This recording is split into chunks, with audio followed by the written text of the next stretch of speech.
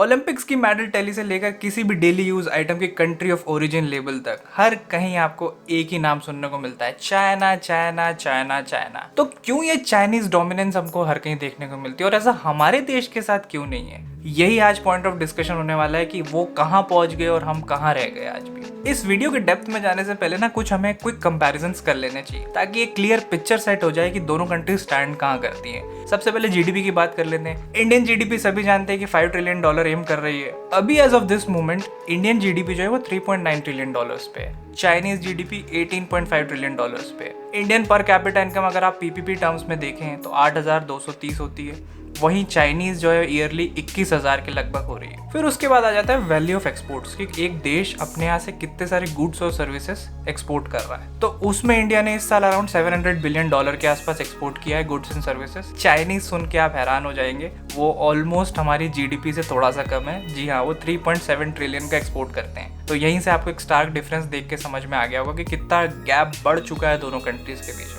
और ये तो सिर्फ कुछ ही आंकड़े हैं।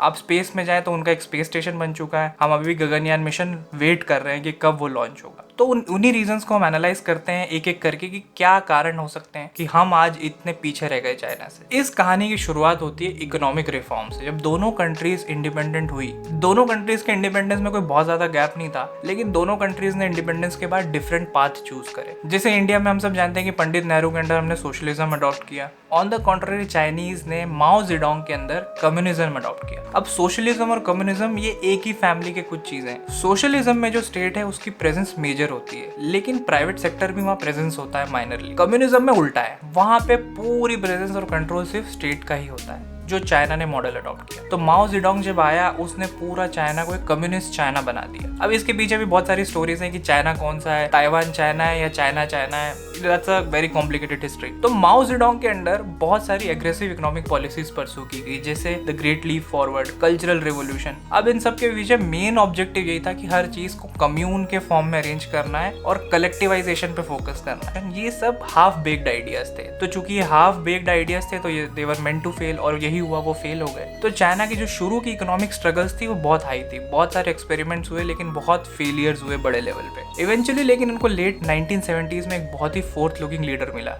डेंग शियोपिंग। तो ये जो नया लीडर था चाइना का, डेंग शियोपिंग, उसके अंडर चाइना में इकोनॉमिक रिफॉर्म्स आए। चाइना ने अपनी इकोनॉमी 1970s में ओपन अप करना शुरू करी और क्या करा कि अपनी जो स्टेट एंटरप्राइजेस हैं उनको कॉम्पीट कराया प्राइवेट सेक्टर से। अच्छा, उसके पैरेलली आप इंडिया को देखो तो India was going through the path of socialism. India बहुत बुरी हालत में चलता रहा, वही प्लानिंग कमीशन, वही socialism, ultimately balance of payment crisis 90s में आया। उसके बाद जाके हमने हमारी इकोनॉमी ओपन अप करी। तो वहीं से एक 10-15 साल का गैप पहले ही आ चुका था। अब अगला जो रीजन है वो है form of political system. China जो है वो एक सिंगल पार्टी सिस्टम फॉलो करता है, इंडिया मल्टी पार्टी करता है। और चाइना में डिसीजन हर चीज का सेंट्रली लिया जाता है, वहां पे कोई डिसेंट्रलाइजेशन की पर से प्रोसेस नहीं है।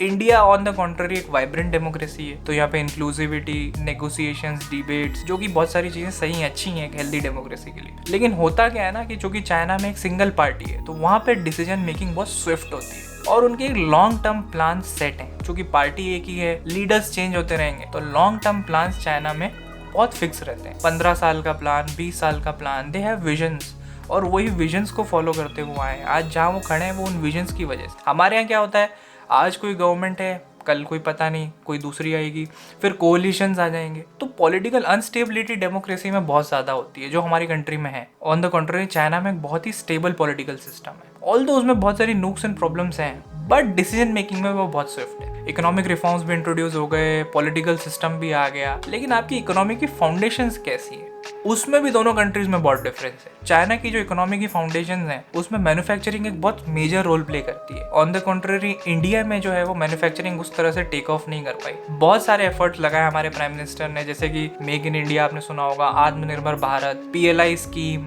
ये बहुत सारे एफर्ट्स हैं, लेकिन इन सब चीजों को राइपन होने में टाइम लगता है। हमारे यहाँ सर्विस सेक्टर की डोमिनेंस रही है, अनफॉर्चुनेटली वो भी विद टाइम सैचुरेट होता जा रहा है। तो किसी भी डेवलपिंग कंट्री को इकोनॉमिक ग्रोथ परस्यू करनी है, उसमें मैन्युफैक्चरिंग सेक्टर को आप कॉम्प्रोमाइज नहीं कर सकते। तो इसी मैन्युफैक्चरिंग पुश की वजह से चाइना को लेकर आपने सुना होगा कि वर्ल्ड्स फैक्ट्री कहा जाता है उसको। वही एक कारण। तो फाउंडेशंस ऑफ इकोनॉमी जो है वो दोनों कंट्रीज की बहुत डिफरेंट है, और जो मैन्युफैक्चरिंग वाला जो एक गैप है वो उसको एक बहुत एक्स्ट्रा एज दे देता है चाइना को। इसी चीज को कॉपी करते हो फिर हमने जो SEZ का कॉन्सेप्ट लाया है, NIMZ का कॉन्सेप्ट लाया, ये सब चाइनीज मॉडल को स्टडी करके ही हमने इम्प्लीमेंट करने की कोशिश करी कि समहाउ हम हमारी मैन्युफैक्चरिंग को एक रोबस्ट पुश दे सके। अब इसके बाद आ जाता है कि किसी भी इकोनॉमी को अगर आपको जज करना है तो उसका ह्यूमन कैपिटल किस तरह से डेवलप्ड है वो सबसे बेस्ट वे टू जज इट। अब डेमोग्राफिक डिविडेंड तो दोनों कंट्रीज के पास था, दोनों कंट्रीज के पास अच्छी खासी यंग पॉपुलेशन थी, बट उस चीज को बेटर यूटिलाइज कौन कर पाए इस चीज को भी हम जान लेते हैं। जब किसी कंट्री के पास बहुत अच्छी पॉपुलेशन होती है, यंग पॉपुलेशन पर्टिकुलरली,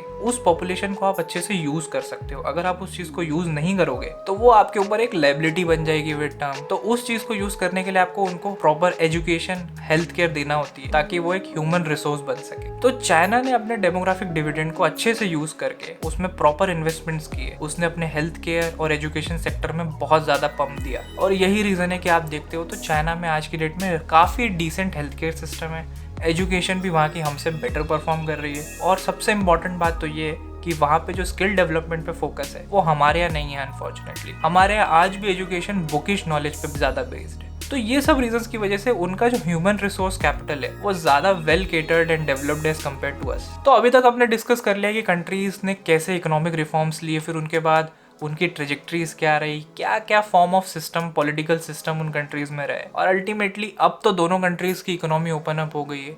लेकिन आपका ग्लोबल ट्रेड इंटीग्रेशन कैसा है कि ग्लोबल इकोनॉमी में आपका ट्रेड कितना कंपैटिबल और फ्रेंडली है। अभी कुछ देर पहले मैंने आपसे कहा था कि चाइना को वर्ल्ड्स फैक्ट्री कहा जाता है, तो आप इससे समझ ही सकते हैं कि चाहे किसी भी चीज़ का raw material, spare parts, polished good, हर चीज़ चाइना से एक्सपोर्ट होकर डिफरेंट पार्ट्स ऑफ वर्ल्ड तक जाती है, और हम ऑन द कॉन्ट्ररी जितनी चीज़ें यूज़ करते हैं उसमें से बहुत सारे आइटम खुद ही चाइनीज मेड है। चलिए अब अगर इंडिया चाइना में ट्रेड कंपैरिजन की बात आ गई तो उनके भी आंकड़े डिस्कस कर ही लेते। अगर इंडिया और चाइना के इस साल के ट्रेड को देंगे तो दोनों ने अराउंड $118 बिलियन का ट्रेड किया है। उस $118 बिलियन में से चाइना ने जो इंडिया को गुड्स एक्सपोर्ट किए हैं उसकी वैल्यू $101 बिलियन है, और इन ट्रेड नंबर्स की वजह से जो बैलेंस ऑफ ट्रेड है वो ऑलवेज चाइना के फेवर में रहा है। तो इस चीज से आप समझ सकते हैं कि हम कितना ज्यादा डिपेंडेंट है ऑन द कॉन्ट्ररी। कंपटीशन तो दूर, हमारी डिपेंडेंसी उन पे बहुत ज्यादा बढ़ती जा रही है। अब क्वेश्चन आ जाता है कि ये सारे रीजंस तो हमें पता है कि हम किस वजह से चाइना से पीछे हैं, बट इसके सॉल्यूशंस क्या हैं, क्या किया जाए। तो सॉल्यूशंस मैं आपको कोई पहली बार तो नहीं बताऊंगा, ये सॉल्यूशंस बड़े बड़े वर्ल्ड के इकोनॉमिक एक्सपर्ट्स बता चुके हैं कि इंडिया को किस पाथ पे जाना है अगर उसे चाइना जैसा एक मॉडल बनाना है। आपको वही ह्यूमन कैपिटल को डेवलप करना है, उसी तरीके से